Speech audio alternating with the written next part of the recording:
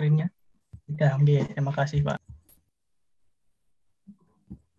Oke, terima kasih.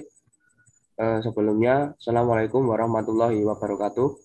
Waalaikumsalam warahmatullahi wabarakatuh. Kami dari kelompok 4 akan mempresentasikan hasil kerja kami yang berjudul aplikasi motor listrik pada bangunan komersial yang disusun oleh saya sendiri, Naval Yaki Amada, dan Ida Bagus Ketut Artaswara. Baik, untuk pokok bahasan pada presentasi kali ini yaitu yang pertama pengertian motor listrik, kemudian jenis dan prinsip kerja motor listrik, kemudian aplikasi motor listrik pada bangunan komersial, dan yang terakhir studi kasus aplikasi motor listrik bangunan komersial. Oke, jadi tadi ya, slide pokok bahasan ini ya, ini menjadi tujuan kita untuk diskusi ini ya. Yang pertama, kita harus tahu apa itu motor listrik ya. Antara motor listrik, generator, dan engine itu kan berbeda ya. Nah, di bangunan komersil ini kita akan membahas terkait motor listrik ya.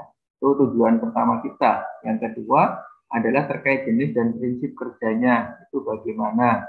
Kemudian aplikasinya atau contohnya. Yang terakhir adalah studi kasus. Nanti studi kasus ini yang akan disampaikan kelompok ini terkait apa studi kasusnya? Untuk studi kasusnya itu dari jurnal-jurnal yang memanfaatkan motor listrik Oke, yang silakan. memiliki peluang diterapkan di bangunan komersial itu, Pak.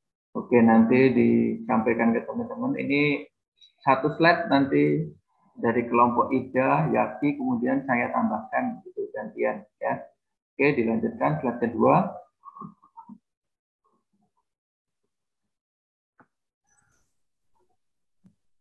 Pengertian motor listrik. Motor listrik adalah kategori mesin listrik dinamis dan merupakan sebuah perangkat elektromagnetik yang mengubah energi listrik menjadi energi mekanik. Nah, ini kebalikan dari generator. Kalau generator mengubah energi mekanik menjadi energi listrik.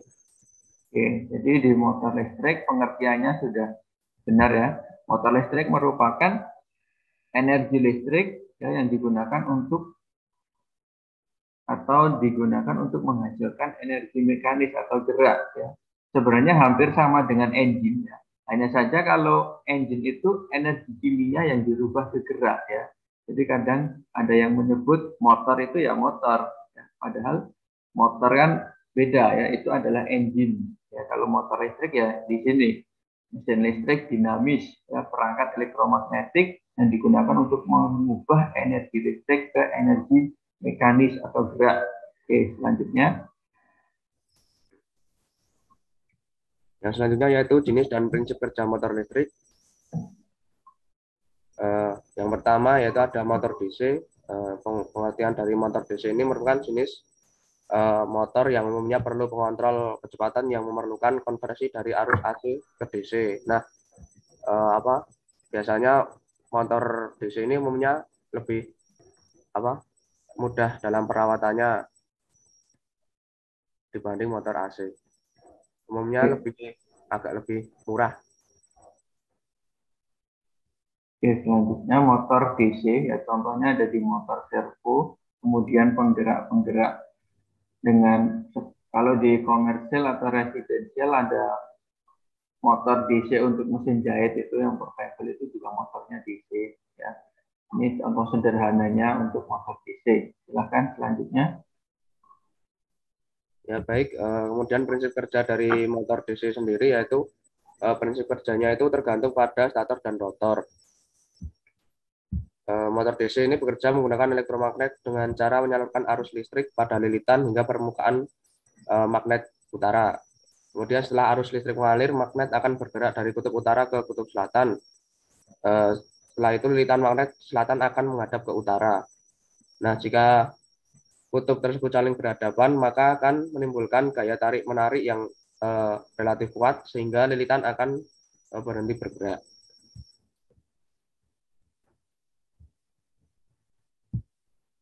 Kemudian motor sinkron ya. Motor sinkron ini merupakan termasuk jenis motor AC, dan dari segi harga motor sinkron ini lebih murah dibanding motor induksi atau motor asinkron. Motor sinkron ini juga memiliki efisiensi yang lebih baik dari motor induksi. Namun kekurangannya ada pada startnya harus menggunakan eksitasi.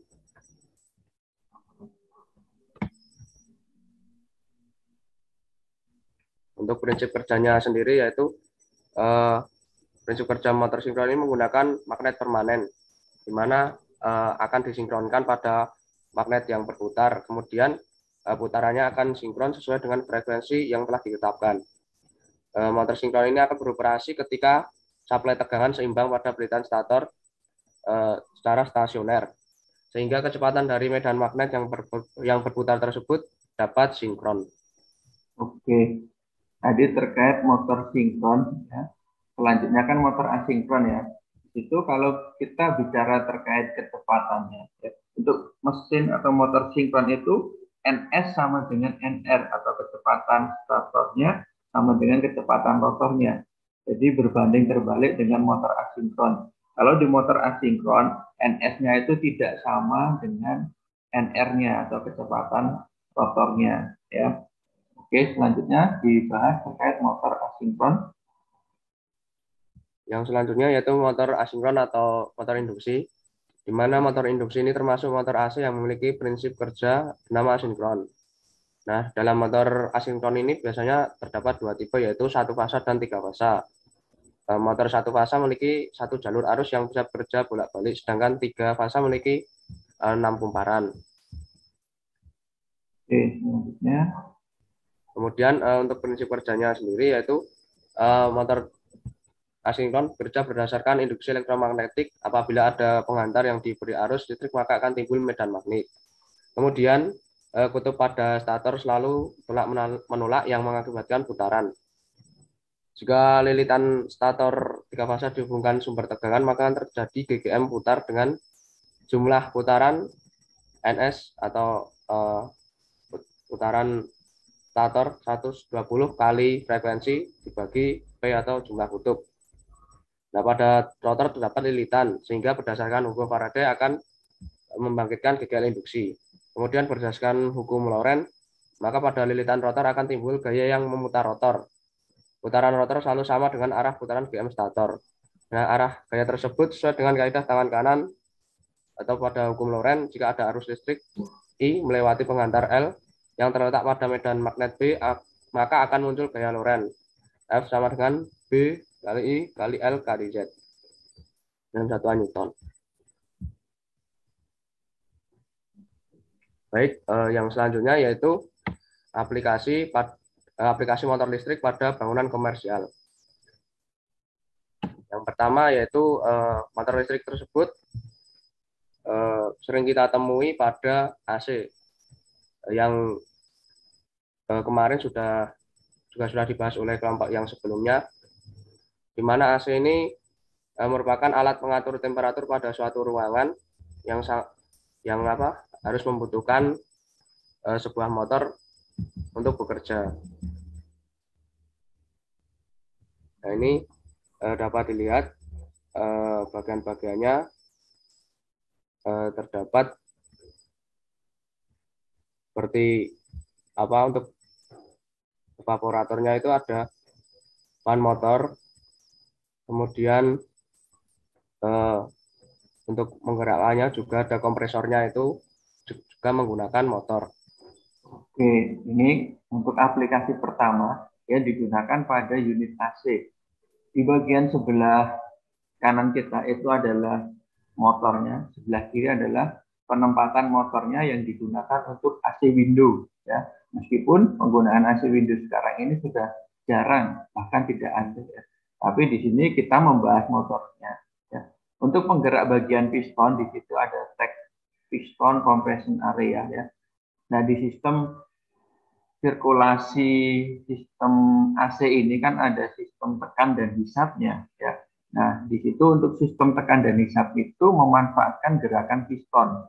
Piston itu digerakkan oleh motor ya, motor listrik yang ditandai dengan angka panah ini ya, angka 1. Arah panah angka 1. Itu adalah motornya untuk menggerakkan pistonnya. Piston ini bertugas mensirkulasikan freon, ya, istilahnya freon itu gas, ya. Jadi gas bertekanan rendah dan bertekanan tinggi, ya. Ketika menghisap otomatis gasnya bertekanan rendah, ketika didorong, nah itu kompresi berarti gasnya bertekanan tinggi, ya.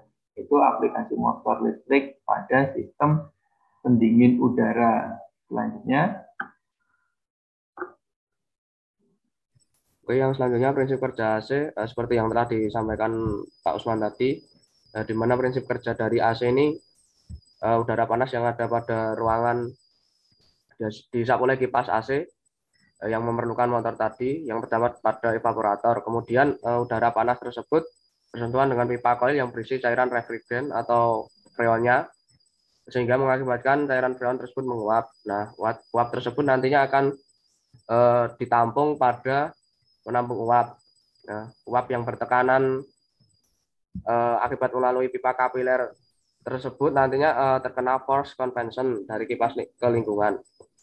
Nah, agar siklus dapat berfungsi sebagai pengondisi udara, maka diperlukan sensor termostat yang berfungsi mendeteksi temperatur.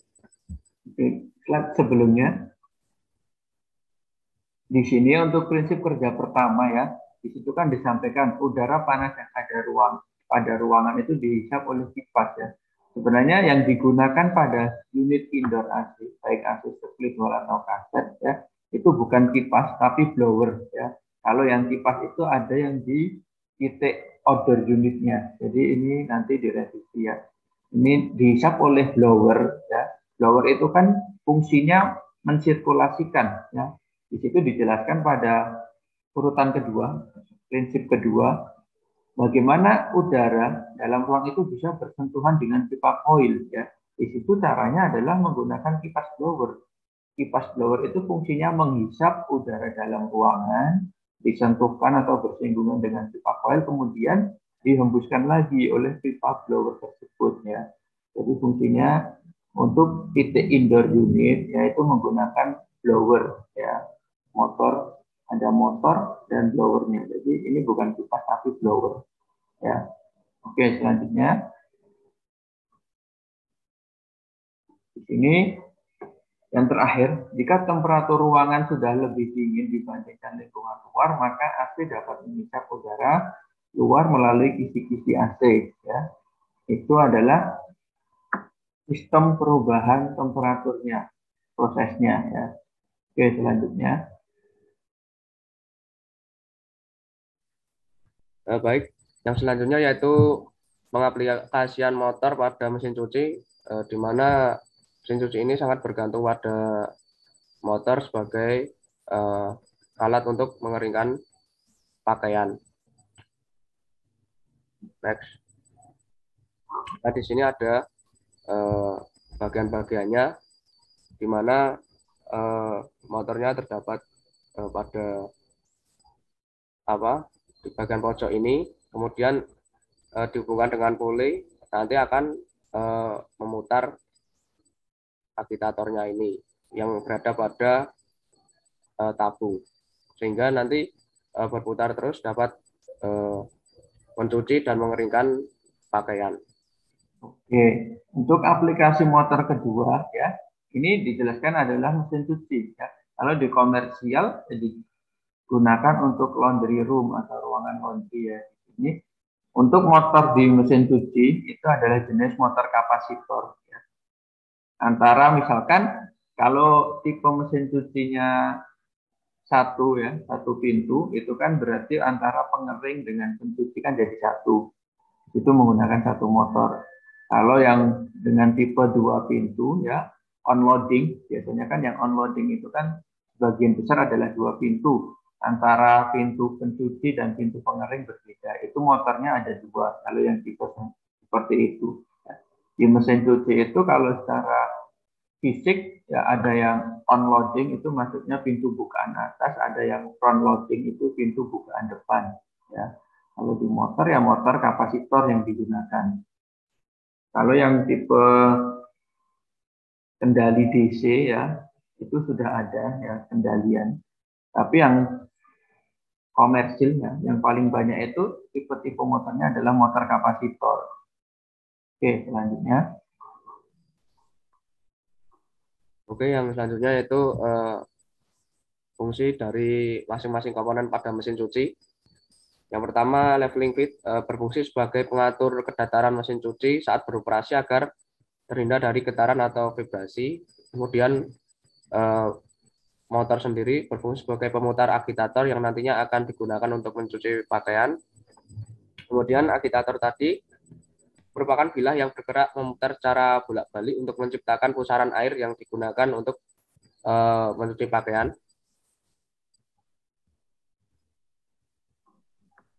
Ada drumnya, tempat untuk meletakkan pakaian, kemudian ada lid switch atau lid berfungsi untuk mengendalikan tutup atau seperti biasa kita kenal dengan limit switch. Apabila ada tuasnya itu ditekan, maka nanti kontaknya akan terhubung.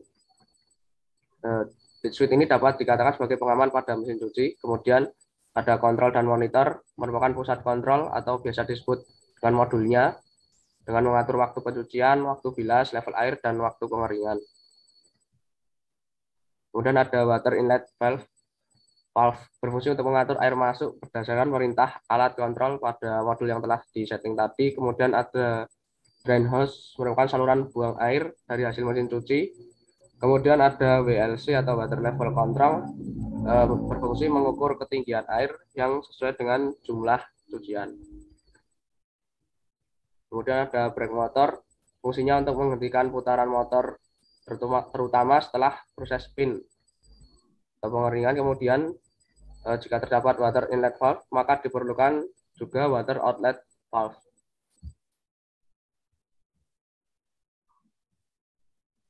Oke, monggo selanjutnya Mas Arta. Oke, terima kasih. Untuk pemanfaatan motor listrik yang selanjutnya yaitu kipas angin. Kipas angin itu merupakan alat penghasil angin dengan adanya force dari sudut-sudut kipas yang diakibatkan oleh putaran motor. Nah, untuk gambarnya ini ada motor, housing dan motor, kemudian ada blade atau baling-baling dari kipas. Jadi nanti motor ini akan memutar baling-baling sehingga tercipta suatu angin gitu ya. Kemudian prinsip kerjanya itu kipas angin mengubah energi listrik menjadi energi mekanik menggunakan motor listrik sesuai dengan prinsip dari motor listrik sendiri. Nah, di dalam motor listrik ini terdapat kumparan besi yang bergerak atau statornya itu menggunakan kumparan besi dan sepasang magnet pada bagian yang diam atau bagian dari statornya. Nah, saat kumparan rotornya ini dialiri listrik, maka kumparan besi akan menjadi magnet. Nah, magnet tersebut nanti akan menghasilkan gaya berputar secara periodik pada kumparan besi. Nah, dari kedua magnet ini akan saling tolak menolak sehingga menyebabkan adanya gaya putar, sehingga motor tersebut dapat berputar. Nah, nanti baling-baling tersebut akan dihubungkan dengan poros motor sehingga terjadi perputaran pada baling-baling tersebut yang akhirnya menyebabkan adanya angin tersebut. Nah, untuk membuat hembusan angin semakin besar, karena untuk kipas angin biasanya terdapat ada level 1, 2, 3, ini dipengaruhi oleh adanya penambahan tegangan. Jadi untuk putaran angin yang semakin cepat, maka dibutuhkan tambahan tegangan listrik yang lebih besar seperti itu. Kemudian untuk menyalakan kipas angin ini nanti rotornya itu akan dialiri arus listrik, kemudian akan terjadinya gaya magnet yang akan menyebabkan motor berputar tersebut. Kemudian yang selanjutnya ada pompa air listrik dengan tipe sentrifugal. Di pompa air listrik ini merupakan alat untuk memompa air dari reservoir. Jadi bisa misalnya dari sumur ke tandon air seperti itu. Nah, untuk tipe sentrifugal ini merupakan tipe yang dia menggunakan prinsip putaran yang nantinya air itu akan menjauhi titik pusat, jadi akan menyebar seperti itu. Ini contoh gambarnya. Ini nanti air akan masuk ke casing, kemudian terdapat impeller yang akan memutar sehingga air akan dari titik pusat akan menyebar dan menuju ke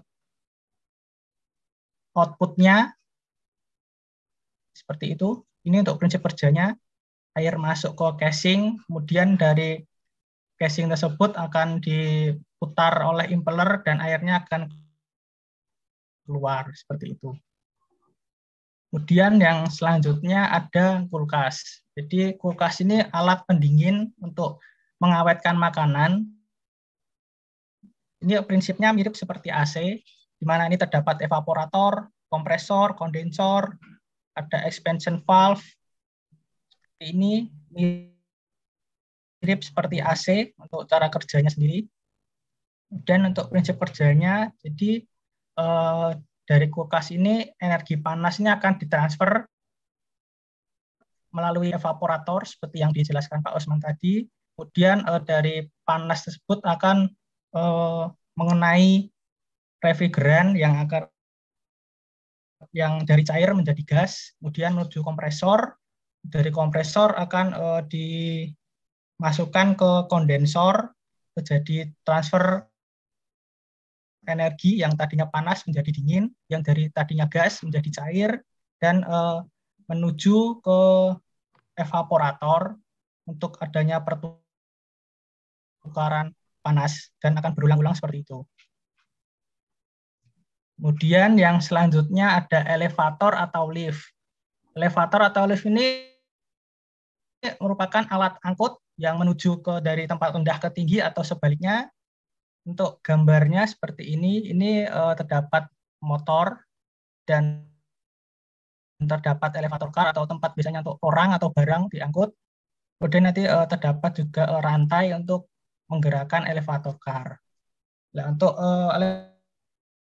elevator ini terdapat dua jenis, ada yang menggunakan hidrolik, yaitu menggunakan sistem hidrolik untuk mengangkat karnya itu, jadi menggunakan prinsip seperti dongkrak. Kemudian ada juga yang menggunakan traction elevator, yaitu menggunakan tali baja untuk mengangkat kar. Dia juga menggunakan bantuan dari motor listrik. Kemudian yang selanjutnya itu ada eskalator. Ini prinsipnya mirip juga seperti lift atau elevator. Yang membedakan itu kalau lift kan vertikal, atas bawah. Sedangkan kalau eskalator itu lebih ke diagonal atau menanjak seperti itu. Ini contohnya, ini terdapat juga motor listrik. Yang motor listrik ini nanti akan menggerakkan roda-roda gerigi. Yang roda-roda gerigi itu akan menggerakkan rantai. Nah, rantai-rantainya ini yang menyebabkan eskalatornya ini dapat bergerak naik atau turun seperti itu. Kemudian yang selanjutnya ada ya. Kembali ke kipas dulu ya. Pak. Di kipas ya. Jadi di aplikasi motor untuk kipas ya. Di sini selain menggunakan kipas pada bangunan komersil, ada juga menggunakan blower ya. Kalau untuk kipas itu kan hanya mensirkulasikan udara yang ada di dalam ruang, ya kan? Kalau untuk blower ya, blower itu digunakan untuk sirkulasi udara. Maksudnya udara dari luar itu dihisap, kemudian disirkulasikan ke dalam ya. Tapi untuk masalah kesehatan ya, untuk blower ini biasanya pada sisi inletnya itu dipasang sebuah filter ya, baik filter HEPA atau filter sejenisnya ya. Untuk blower selain untuk sirkulasi udara biasanya juga digunakan untuk pendingin ya, apalagi untuk penerapannya di lingkup industri ya. Kalau di blower itu kan bisa dihubungkan atau didistribusikan ke titik tertentu, maksudnya dilewatkan suatu jalur ya, entah jalur ducting atau jalur lainnya. Jadi dengan jarak yang sangat jauh itu bisa menggunakan blower karena udara yang dihembuskan oleh blower itu tekanannya sangat tinggi ya. Perbedaan kipas angin atau fan dengan blower di situ. Kemudian selanjutnya ke arah pompa ya. Tidak ke pompa. Untuk pompa pada bangunan komersil yaitu diterapkannya selain di sistem pendinginan ya, yang kapasitas besar seperti cooling tower atau chiller. Kemudian diterapkan juga pada sistem pompa air ya, pemompaan. Kalau bangunan itu tinggi, otomatis kan kita tidak hanya membutuhkan namanya pompa sentrifugal ini ya. Kalau sentrifugal ini kan digunakan untuk memompa air dari titik satu ke titik lainnya ya. Di situ ada juga namanya yang digunakan untuk di sumur dalam, ya misalkan di situ tidak menggunakan PDAM, maksudnya ada sumber air sendiri. Ada lagi satu pompa yaitu pompa submersible, ya. Pompa submersible ini digunakan untuk menghisap air dari titik terdalam sampai ke permukaan. Ya. Caranya pompa submersible itu dengan cara direndam, ya, direndam ke dalam air. Jadi ini pompa khusus di dalam air ya. Pompa sentrifugal atau pompa transfer, kemudian pompa submersible, yang terakhir adalah pompa booster ya. Kalau pompa booster ini tidak mempunyai daya hisap. Jadi kayak di pompa kecil-kecil itu ya, pompa booster itu hanya mensirkulasikan ya, hanya mendorong, tidak mempunyai daya hisap untuk pompa booster. Oke, selanjutnya dilanjutkan, silahkan untuk studi kasusnya. Ya, untuk kulkas sama dengan AC ya, prinsip kerjanya. Kemudian elevator dan lift ya, itu penggeraknya sama juga motor. Hanya aplikasi dan penempatannya yang berbeda. Oke, next, terkait studi kasusnya dapat ditampilkan. Oke, baik Pak. Untuk studi kasusnya ini kami mencari dari jurnal ya prototipe yang memanfaatkan motor listrik yang kemungkinan bisa diterapkan di bangunan komersial. Yang pertama itu ada pintu gerbang otomatis berbasis microcontroller Arduino, di mana ini mengontrol gerbang menggunakan motor listrik sehingga gerbang dapat terbuka atau tertutup secara otomatis dan bisa dikontrol menggunakan HP. Nah, ini untuk alat ini nih bisa diterapkan untuk misalnya seperti kos-kosan atau di villa atau tempat-tempat penginapan seperti itu, karena mungkin tamunya kan sering keluar pergi sehingga untuk memudahkan bisa menggunakan gerbang otomatis seperti itu. Kemudian yang kedua yaitu ada pengendali kecepatan exhaust fan berbasis Arduino dengan sensor asap karbon monoksida. Nah, dengan adanya pengendalian kecepatan ini, untuk ruang-ruang smoking area ini bisa lebih efisien dalam menyedot asap-asap rokok. Karena kan untuk exhaust fan sendiri ini putarannya kan konstan, sehingga jika intensitas asap rokoknya ini banyak atau sedikit, maka gerakannya tetap sama. Nah, dengan adanya pengendali kecepatan ini maka bisa lebih efisien. Jika asap rokoknya sedikit maka kecepatannya akan pelan, jika asap rokoknya banyak maka akan berputar dengan cepat. Seperti itu. Kemudian yang terakhir ada perancangan konvensi angka berdasarkan berat berbasis microcontroller. Nah, jadi ini merupakan sebuah alat untuk mengangkut buah. Jadi buah ini bisa ditimbang, kemudian akan menuju ke konveyor. Dari konveyor ini akan dipilah ke box A atau box B. Jadi berdasarkan ukurannya juga atau beratnya. Dan ini bisa diterapkan di misalnya seperti distributor yang dia mendapatkan buah dari petani dan bisa untuk dipilih termasuk ukuran yang mana kan lebih mudah dengan alat seperti ini. Kemudian kesimpulannya, jadi untuk motor listrik merupakan mesin listrik dinamis yang menggunakan prinsip elektromagnetik yang mengubah dari energi listrik menjadi energi mekanik. Kemudian motor listrik terdiri menjadi beberapa jenis, yaitu ada jenis motor DC, motor sinkron, dan motor asinkron atau induksi. Kemudian untuk pengaplikasiannya, untuk motor listrik ini pada bangunan komersial bisa digunakan untuk air conditioner atau AC, mesin cuci, kipas angin, pompa air, kulkas, elevator, eskalator dan penggerak pintu gerbang seperti itu. Ya, sekian presentasi dari kelompok kami. Jika ada salah kata, mohon maaf. Sekian, terima kasih. Oke, tadi diskusi dari Ida dan Bagus kita kasih aplaus dulu.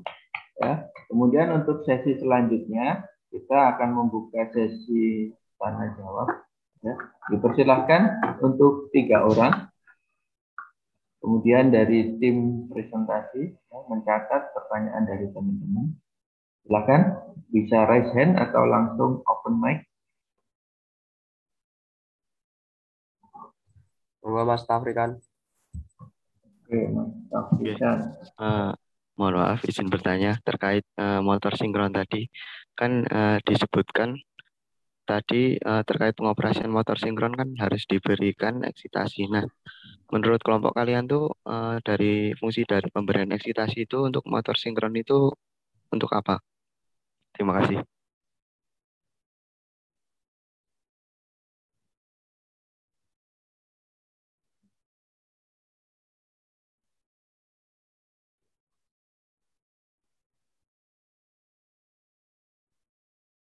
Oke, selanjutnya.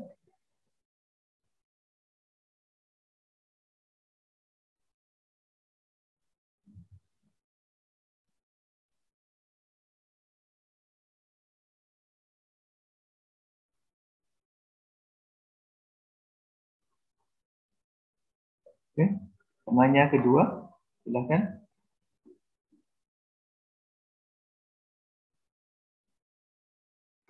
Izin bertanya buat Mas Novel sama Mas Arta. Tadi Ya. kan di studi kasusnya kan ada yang buat buka gerbang itu, tapi kan pakai alat kecil itu kan. Kalau itu misalnya pada penerapan nyatanya tuh kayak gimana ya? Jadi kontrolnya itu kayak gimana gitu. Kan itu tadi cuma kecil kan, tapi untuk sistem sebenarnya itu kayak gimana gitu. Terima kasih. Kemudian terakhir ada Ahyami.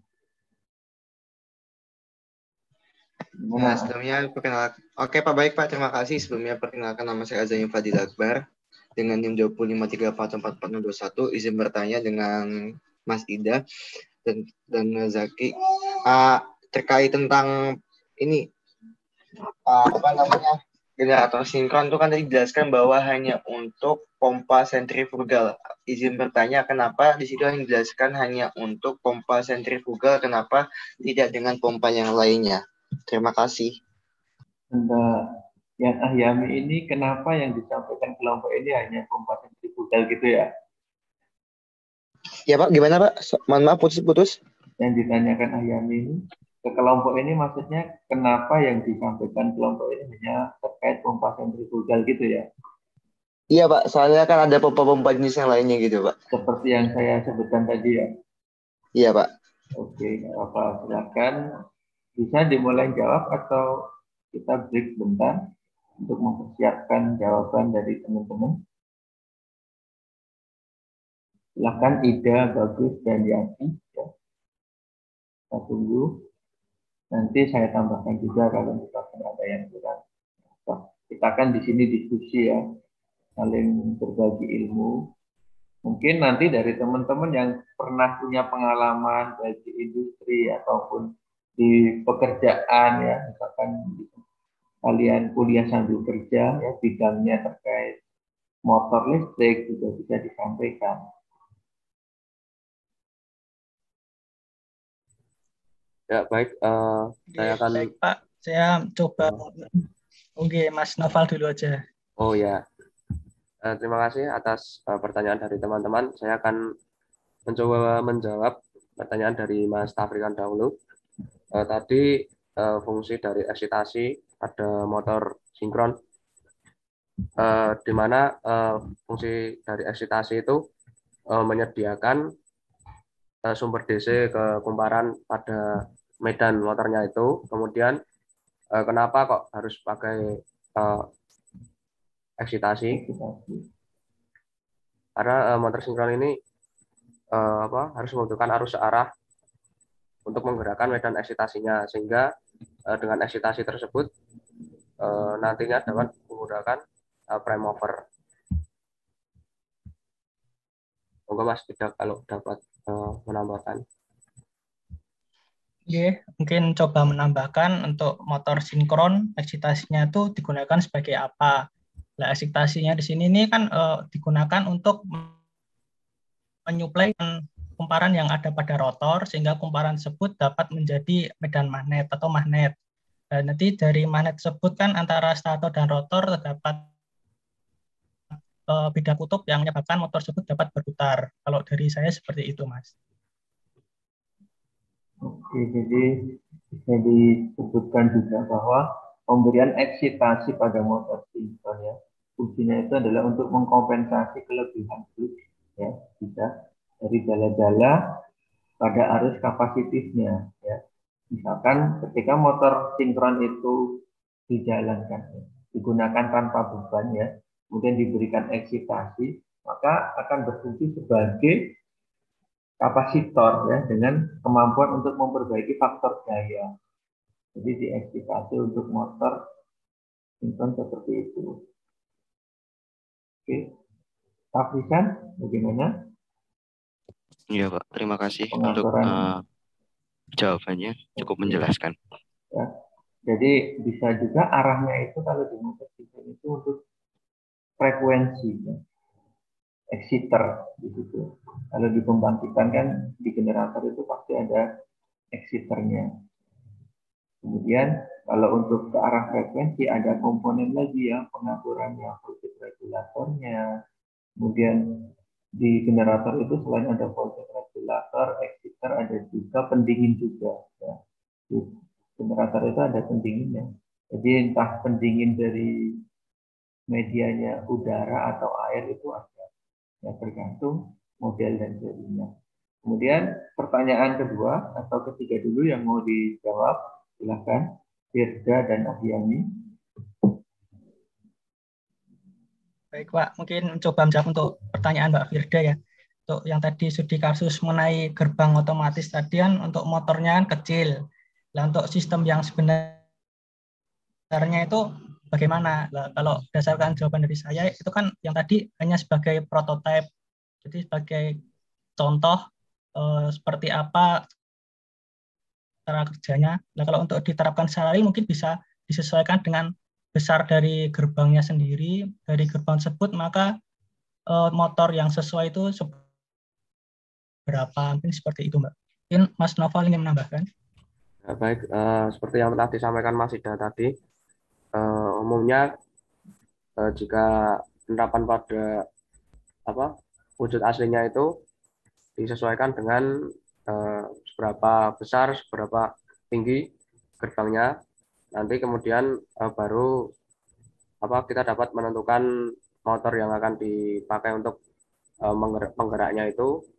Biasanya saya pernah melihat pada gerbang di salah satu SMK, nah itu menggunakan motor listrik yang 3 fasa itu. Kemudian jika sederhananya tidak menggunakan seperti itu istilahnya seperti microcontroller, hanya menggunakan saklar. Jadi jika saklar ditekan, nanti motor itu akan bergerak menggerakkan rantai pada pulinya itu, nanti dapat membuka atau menutup. Nah, tapi jika ingin gerbang itu otomatis, tadi seperti yang disampaikan Mas Ida pada prototipenya menggunakan sensor dapat berupa ultrasonik dan lain-lainnya, nanti dihubungkan dengan microcontroller atau controller. Nah, dari controller itu kan sifatnya itu cuman seperti relay. Nah, nanti ada relay otomatis itu. Jadi dapat seperti saklar otomatis pengganti saklar manualnya. Nah, itu kan hanya untuk menyambung dan menghubungkan arus listrik. Berarti sama saja jika dalam skala komersial atau residensial itu mungkin Arduino atau microcontroller yang lain juga dapat digunakan untuk menggerakkan gerbangnya. Begitu Mbak Firda, kalau dari saya dan Mas Ida. Oke, terima kasih. Ya, tadi yang disampaikan kelompok ini ya, tadi kan itu hanya prototipe. Kalau secara real atau contohnya tadi yang disampaikan ya, Menggunakan motor induksi Java dilengkapi dengan rantai dan puli untuk menggerakkan gerbangnya. Ya. Bisa dikendalikan dengan saklar langsung ataupun dengan kendali PLC atau sejenisnya itu bisa. Ya, Firda. Oke, bisa diterima jawaban dari teman-teman ini. Bisa, Pak. Ya, itu hanya prototipe ya yang disampaikan di file presentasi teman-teman ini. Kemudian pertanyaan ketiga dari Ahyami, silahkan Ida dan Yaki. Pertanyaan ketiga tadi dari Mas Ahyami, kenapa yang kita bahas motor sentrifugal? Nah, itu seharusnya kita juga masih banyak motor-motor yang lain seperti yang telah disampaikan Pak Usman tadi. Namun hanya yang kita bahas itu sebagian kecilnya saja untuk mempersingkat waktu. Begitu. Ya, jadi yang disampaikan Ahyami tadi sebenarnya untuk kelompok ini ya, pompanya ada banyak ya, ada pompa sentrifugal atau transfer booster submersible ya, penerapan di sistem untuk distribusi liquid ya, itu kan cairan ya atau air yang didistribusikan ya. Jadi itu penerapan pompa pada bangunan komersial. Oke, jadi untuk diskusi ini ya, secara singkat dapat kita simpulkan bahwa aplikasi motor listrik yang digunakan pada bangunan komersil itu ada pompa, kompresor, kemudian diterapkan pada blower dan fan ya. Tergantung kebutuhannya ya, apa yang digunakan pada bangunan komersial tersebut ya. Jadi nanti setelah diskusi ini ya ada evaluasi seperti biasa, tapi evaluasinya dapat teman-teman kerjakan lewat Bismart. Ya, nanti Bismartnya saya open setelah Jumat. Ya. Seperti biasa, kalau kemarin diskusi kita untuk HP ACR, evaluasinya lewat soal pilihan ganda. Mungkin untuk hari ini saya rubah melalui tipe true or false, ya, benar dan salah. Jadi pengerjaannya lebih cepat dari teman-teman. Materinya apa yang disampaikan kelompok ini, Ida dan Jaki, sama apa yang saya sampaikan ketika slide bergantian. Jadi saya menambahkan di situ, nanti juga saya masukkan ke soal evaluasi untuk teman-teman ya. Oke. Itu nanti jam berapa, Pak? Nanti kalian jam 1 ada perkuliahan nggak? Biasanya ada, Pak Toto. Oke, kalau gitu malam boleh habis taraweh. Atau enggak besok pagi enggak apa-apa sih. Nanti recordnya ini saya kirim juga. Ya, untuk belajar teman-teman. Oke? Oke, berarti besok pagi aja ya, Pak? Besok pagi aja. Ya, oke. Enggak apa-apa. Ya, Pak. Oke. Ini saya close kamera dari tadi karena mungkin jaringan di kampus ya kurang bagus biasanya di tempat lab perbaikan ini. Jadi untuk diskusi ini insya Allah teman-teman bisa memahaminya dengan baik ya, terkait pengertiannya, kemudian prinsip kerja motor listrik, bahkan sampai ke aplikasinya ya. Aplikasinya kalau di sistem tata udara, mesin cuci, kipas, dan blower itu kan di lingkup rumah kalian, mungkin di lingkup residensial juga sudah ada ya. Jadi sudah familiar lah kalian terkait aplikasi motor listrik pada bangunan komersial. Ya.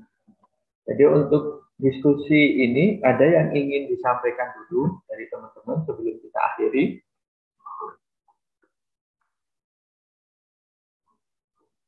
Cukup? Oke, ini hadir seperti biasa ya untuk presensi. Sudah saya record di Zoom. Jadi untuk diskusi kita terkait aplikasi motor listrik pada bangunan komersil, kita akhiri dulu. Terima kasih atas partisipasi dan kehadiran teman-teman ya. Semoga apa yang kita diskusikan pada siang ini ya, menjadi keilmuan baru atau menambah wawasan kita terkait motor listrik pada bangunan komersial. Saya akhiri, terima kasih atas partisipasi dan kehadiran teman-teman. Billahi taufiq walhidayah. Wassalamualaikum warahmatullahi wabarakatuh. Waalaikumsalam. Waalaikumsalam warahmatullahi wabarakatuh.